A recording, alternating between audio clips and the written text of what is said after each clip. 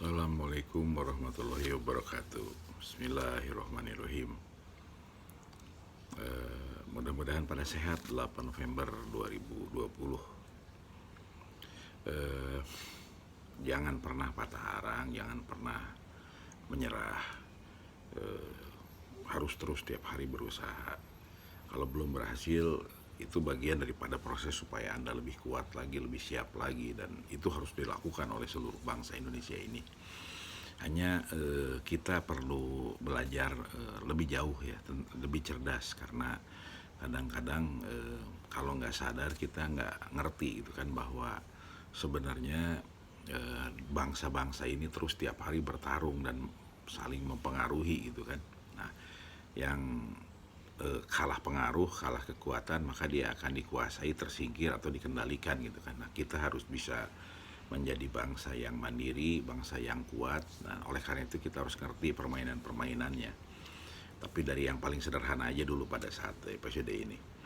Yang paling sederhana itu adalah ketika nilai-nilai kebenaran kita, keyakinan kita, semangat kita bisa ditaklukkan, bisa ditundukkan, bisa dikelola oleh mereka, sehingga kita hanya menjadi subordinasi. Artinya apa?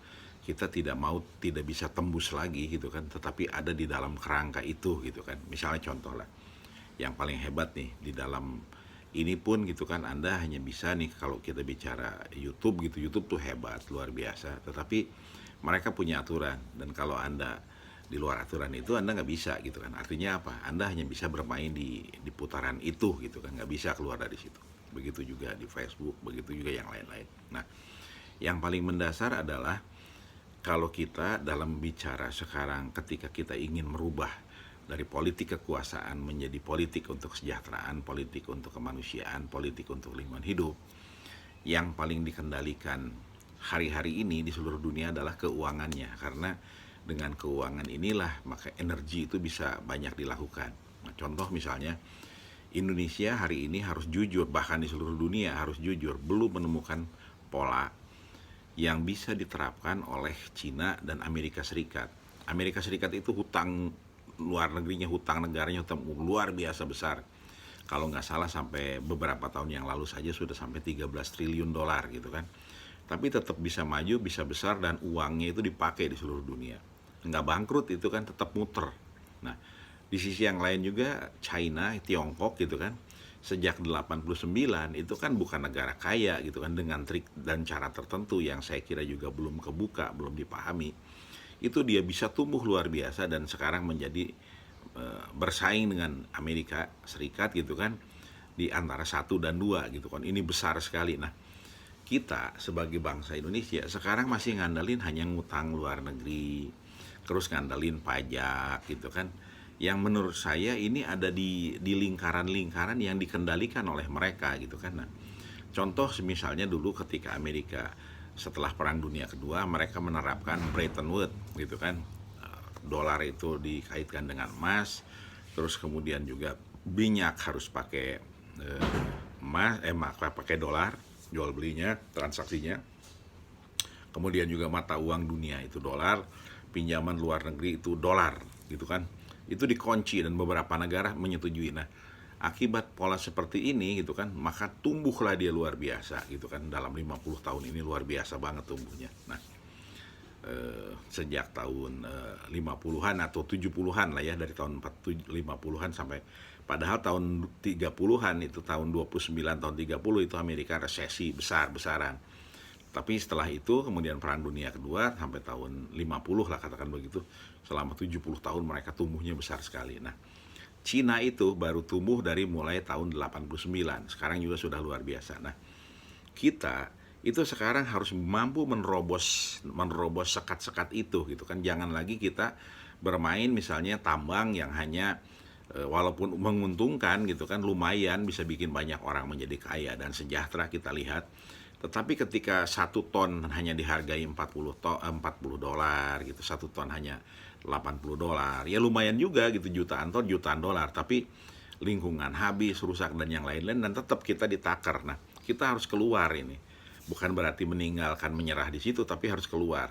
Hilirisasi adalah merupakan sesuatu pilihan, meningkatkan value added adalah sebuah pilihan, tapi kita harus bisa lebih luar biasa lagi gitu kan. Nah, begitu juga kita di dunia-dunia yang lain, entah itu pariwisata, entah itu pertanian, buah-buahan, peternakan, ikan dan yang lain. Dan kita harus mampu menerobos ruang-ruang yang selama ini seperti kesannya kita dimasukkan ke dalam sebuah akuarium. Kita bangsa Indonesia harus mampu masuk ke laut yang bebas itu kan, dengan segala resiko tetapi dengan kehati-hatian. Nah, ini yang ingin saya inspirasi supaya kita bisa lebih bersemangat lagi, karena tidak ada Facebook, tidak ada YouTube, tidak ada dunia maya. Ketika itu dipersepsikan tidak menghasilkan uang. Ternyata sekarang dengan dikreasi, dengan kejeniusan, dengan sesuatu yang luar biasa yang tidak pernah terpikirkan, maka muncul peradaban-peradaban itu. Dan kenapa bisa hidup? Karena di situ ada uang, di situ ada transaksi, di situ ada kehidupan, di situ ada perputaran ekonomi, di situ ada pertukaran informasi, di situ ada knowledge, di situ ada pendidikan, di situ memindahkan kehidupan di dunia nyata itu seperti itu. Nah, kita tentu tidak mungkin kalau hari ini langsung ke sana terus tiba-tiba paling sukses, tidak mungkin.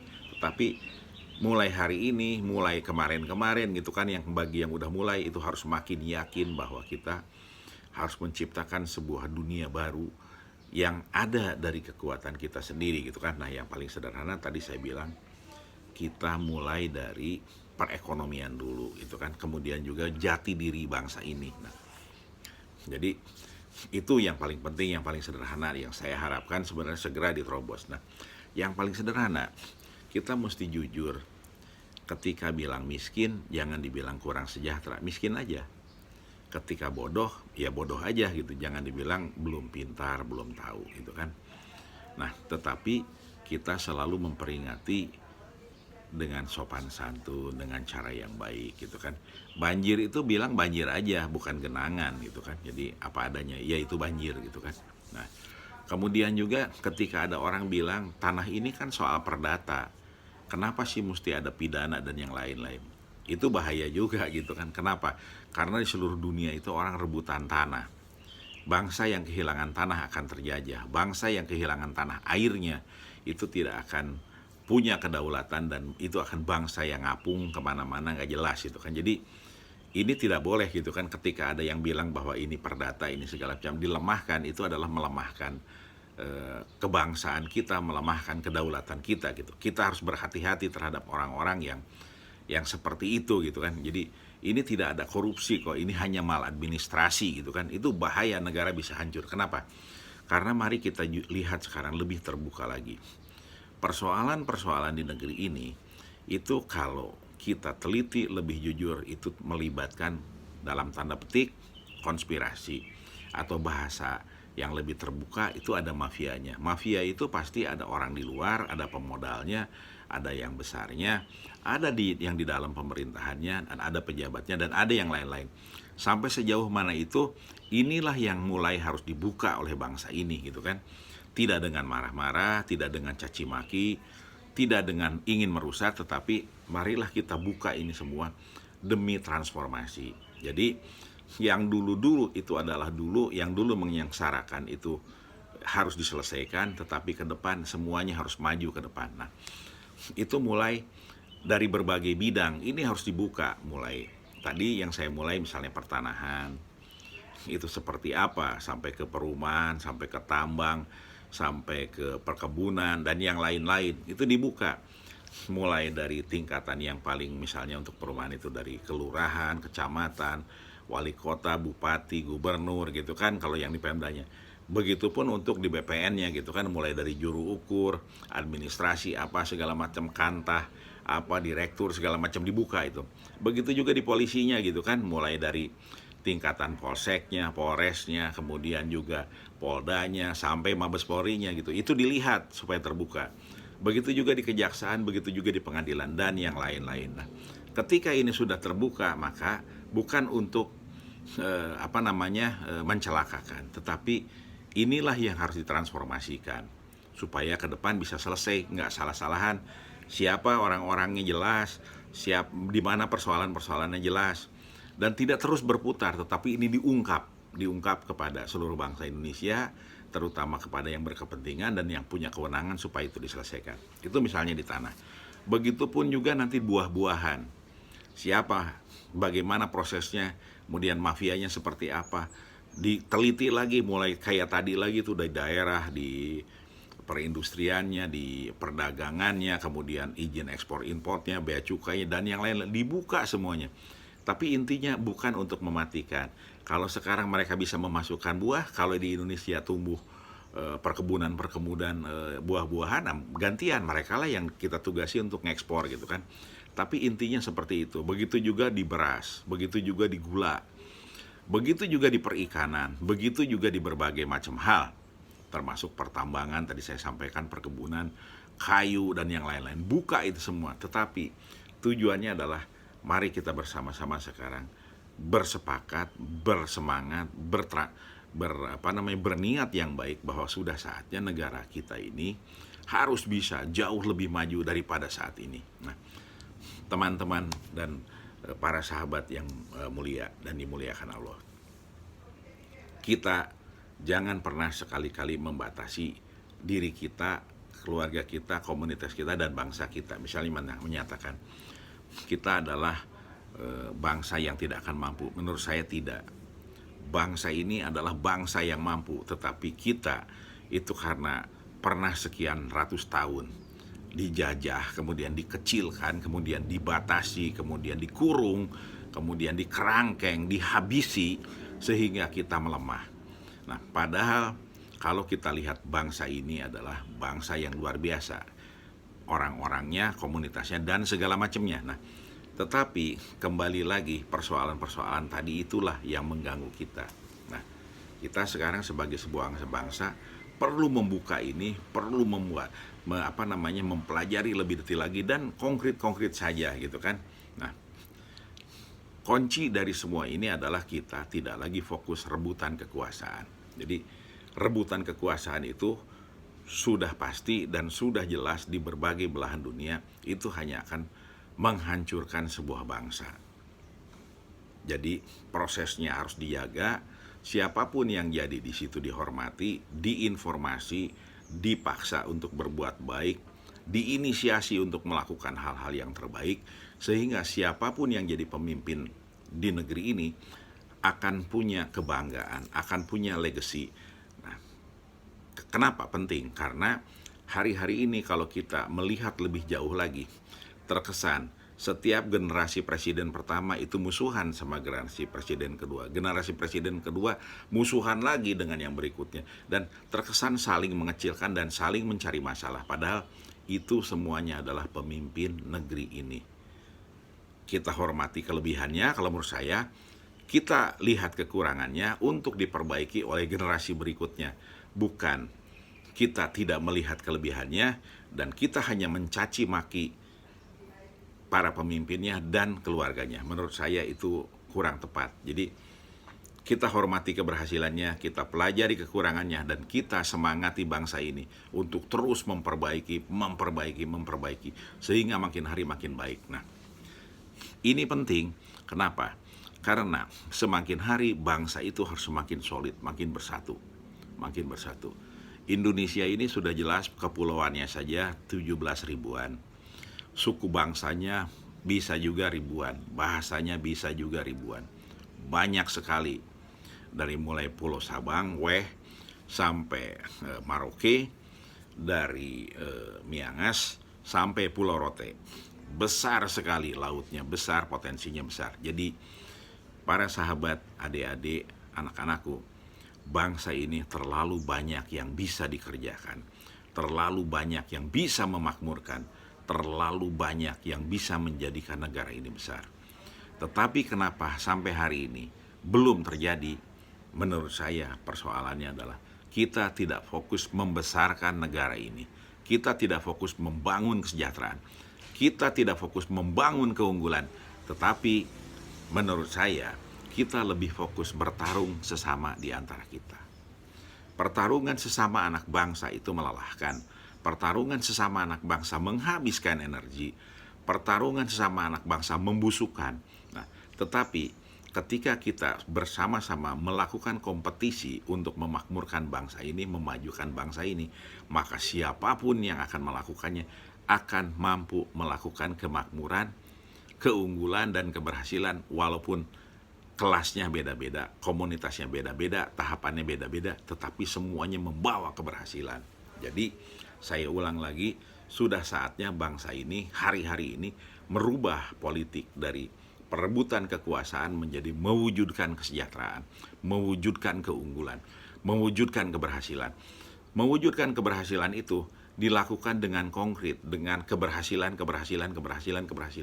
Jadi ketika kumpul ratusan orang, ketika kumpul ribuan orang, ketika kumpul jutaan orang, maka yang dibicarakan adalah bagaimana mewujudkan keberhasilan.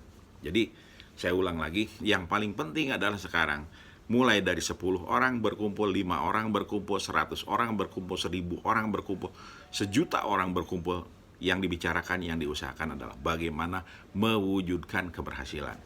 Keberhasilan di berbagai bidang, mulai dari keagamaan, pendidikan, akhlak mulia, kemudian juga etika, kemudian juga keberhasilan memberantas korupsi, keberhasilan memajukan petani, keberhasilan memajukan peternak, keberhasilan memajukan pedagang kuliner, keberhasilan memajukan pariwisata, keberhasilan. Jadi itu yang perlu sekarang terus digenjot. Jadi setiap pertemuan itu tidak membicarakan si ini buruk, si itu buruk, si ini jelek, si ini perlu dijatuhkan, si ini perlu ini, bukan itu. Tapi marilah kita mulai hari ini dorong terus bicara keberhasilan. Bagaimana terwujud di berbagai tempat itu keberhasilan.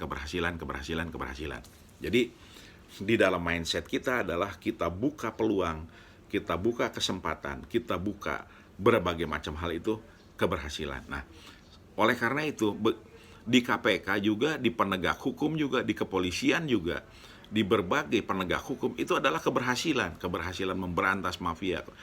A, B, C, D, E, keberhasilan sampai pengadilan Mahkamah Agung. Sehingga bersih, keadilan ini tegak dan fair, sehingga bangsa ini bersatu. Begitu juga di bidang perekonomian ini, yang diciptakan adalah keberhasilan. Nah, ketika semua itu memutuskan untuk keberhasilan, insya Allah pikiran untuk hengki-pengki, pikiran untuk menyusahkan orang, pikiran untuk ngambil haknya orang, itu akan jauh dari bangsa ini. Tetapi sebetulnya itu menyelamatkan Anda semua, menyelamatkan kita semua.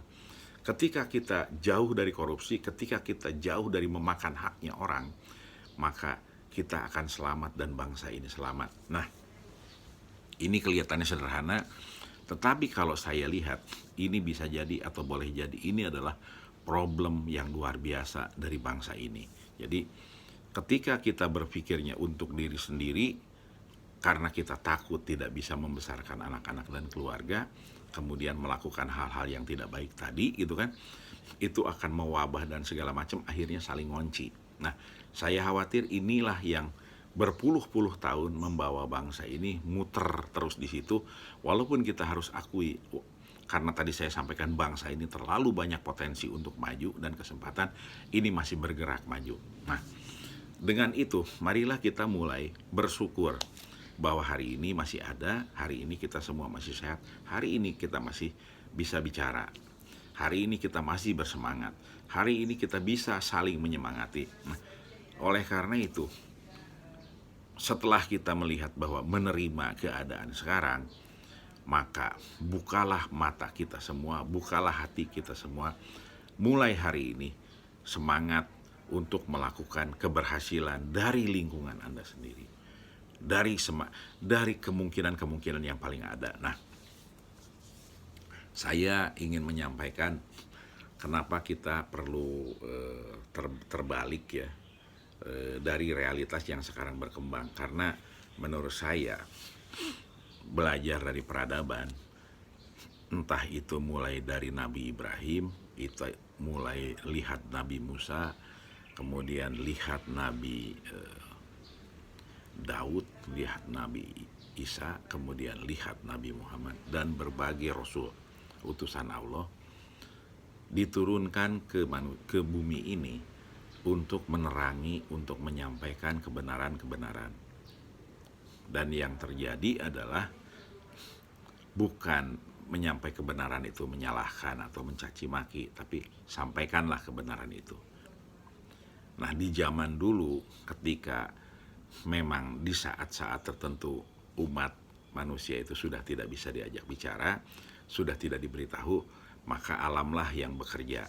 Nah, karena disebutkan ini ditakdirkan ada azab dan yang lain-lain, dihukum, diperingati, maka kami bisa bicara seperti itu gitu kan. Tetapi untuk zaman sekarang kita tidak mengerti lagi gitu kan, mana yang diazab, mana yang dihukum, mana yang diperingati. Hanya hati kita saja bisa merasakan walaupun tidak boleh diucapkan. Nah, kembali kepada kita semua sebagai sebuah bangsa, karena sudah jelas bangsa-bangsa yang tidak bisa diperbaiki, bangsa-bangsa yang terus menuju kepada kerusakan, maka bangsa itu akan digantikan oleh bangsa lain. Ini adalah sebuah peringatan untuk kita semua. Jadi saya berdoa, saya mengajak berdoa, saya mengajak berusaha agar bangsa Indonesia ini adalah menjadi bangsa yang akan tetap ada dan akan besar sampai di akhir zaman. Jadi oleh karena itu pilihannya adalah kita harus terus memperbaiki diri, terus berbuat baik, dan kita harus menyadari bahwa Tuhan itu beserta kita dengan caranya, sehingga kita justru harus mendekatkan diri dan terus berusaha supaya berbagai hal itu bisa terwujud, bisa makin baik dan bisa lebih baik. Jadi sekali lagi saya ulang lagi seperti yang dari depan tadi, jangan pernah berputus asa, jangan pernah menyerah, dan jangan pernah menyalahkan siapapun, karena yang diberikan kepada kita hari ini entah itu masalah, entah itu kegembiraan, entah itu hal-hal yang baik gitu kan, sesungguhnya itu membuat kita seharusnya semakin lebih baik lagi, dan itu adalah sebagai bukti dan selalu sebagai kasih sayangnya Allah Subhanahu wa taala. Nah, oleh karena itu teman-teman, saudara-saudara semua, mari kita terus positif, mari kita terus semangat. Jangan pernah menyerah dan sadar bahwa ketika nilai-nilai kita ditaklukkan, keyakinan kita ditaklukkan, budaya kita ditaklukkan, peradaban kita ditaklukkan, kita akan menjadi bangsa yang takluk. Oleh karena itu, marilah kita menaklukkan diri kita sendiri dengan semangat, dengan kebaikan, dengan positif, sehingga terbuka dan yakin bahwa alam ini terbuka, Allah Subhanahu wa taala itu maha mewujudkan, dan kita akan menjadi bangsa besar dan bangsa yang lebih baik. Nah, oleh karena itu, mulai hari ini saya ulang lagi, lakukan yang terbaik, sampaikan yang terbaik, hindari yang nyampah, hindari yang menyakiti, hindari yang membuat orang tidak bersemangat, hindari yang membuat orang menjadi frustasi, hindari hal-hal yang merusak diri Anda dimanapun juga. Tetapi sebaliknya, lakukan yang terbaik, gunakan yang terbaik, semangati semuanya dengan kebaikan-kebaikan. Dan ketika semua itu baik, kita hanya akan terus bergerak dan menunggu waktu keberhasilan, kebaikan, kesempatan yang lebih baik, dan terus menghasilkan yang lebih baik itu terjadi. Dan itu semoga menjadi semangat, kemudian juga hal-hal yang diwujudkan oleh bangsa ini. Dan Anda bisa bayangkan ketika Indonesia itu dikenal sebagai bangsa yang baik, tempat yang aman, tempat yang menyenangkan, orang-orangnya baik, prestasinya baik, bukan tidak mungkin. Dengan itu saja seluruh dunia akan datang ke sini, entah berobat, entah berpariwisata, entah mendidik anak-anaknya, dan yang lain-lain. Karena sesungguhnya di dunia ini yang diimpikan adalah kebaikan.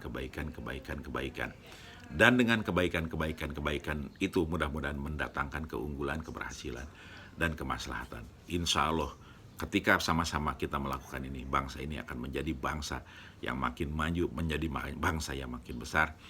Dan kita sama-sama perlu ingat bahwa membangun sebuah bangsa bukan setahun 2 tahun, tetapi jangkanya sangat panjang. Sekarang kita sudah 75 tahun, mari kita terus jaga, mari kita terus perbaiki, mari kita terus semangati. Dan ketika kebaikan-kebaikan yang kita keluarkan, pikiran, ucapan, kemudian semangat, kemudian juga tulisan, maupun lisan-lisan seperti ini, insya Allah yang akan terjadi adalah kebaikan. Hindari yang tidak baik, jauhi yang haram, jauhi yang tidak boleh, tapi kita lakukan yang baik dan benar. Insya Allah bangsa ini akan dirahmati Allah, bangsa ini akan diberkahi Allah. Demikian, terima kasih. Assalamualaikum warahmatullahi wabarakatuh.